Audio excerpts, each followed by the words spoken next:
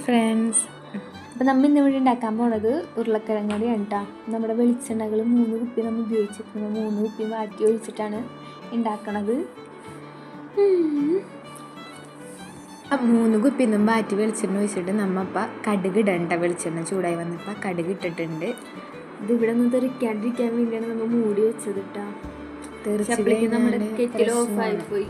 Kettle off ആവണുണ്ട്. Kettle പിന്നെ അറിയാലോ, ഇടയ്ക്കിടയ്ക്ക് ഓഫ് ആവും. അപ്പം കടുക് നന്നായി പൊട്ടുന്നുണ്ട് അതിൻ്റെ ഇടയിൽ കിടന്നിട്ട് കേട്ടോ. അതുമാത്രമല്ല, കെറ്റിലിൻ്റെ ഒരു ഭാഗം പെട്ടെന്ന് കരിഞ്ഞു പിടിക്കണത്, അതാണ് ആ കാണുന്നത്. നമ്മ അടുത്തത് ചതച്ച മുളകാണ് ഇടാൻ പോണത്. അതായത് വീട്ടിൽ നിന്ന് നമ്മ പൊടിച്ചു കൊണ്ടുവന്ന മുളകാണ് കേട്ടോ. അതാണ് ഇപ്പോൾ ഇതിലേക്ക് ഇടാൻ പോണത്, ചതച്ച മുളക്. വേറെ ഒന്നും ഇല്ല ഇതിൽ. മഞ്ഞപ്പൊടി എന്ന് വെച്ചിട്ടുണ്ടെങ്കിൽ തീർന്നിട്ട് പിന്നെ ഞങ്ങൾ ബാഗിൽ നിന്ന് എടുത്തിട്ടുണ്ടായില്ല. ഞങ്ങൾ ഒന്നാമത്തെ നാട്ടിൽ നിന്ന് വന്നിട്ടുണ്ടായുള്ളൂ.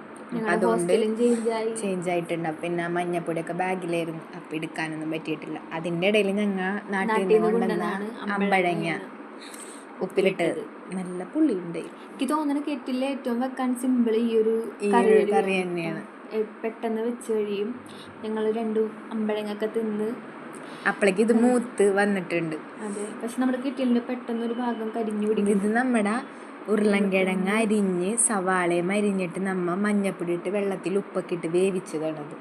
ഇതാണ് ഏറ്റവും സിമ്പിൾ വെക്കാനായിട്ട്. ഇതിങ്ങനെ വേവിച്ച് മാറ്റി വെച്ചിട്ടുണ്ടെങ്കിൽ കടുക് പൊട്ടിക്കുക, മുളക് പൊടി, ചതച്ച മുളക് പൊടി ഇടുക, ഈ സാധനങ്ങൾ ഇടുക, ഇളക്ക, കറിയായി.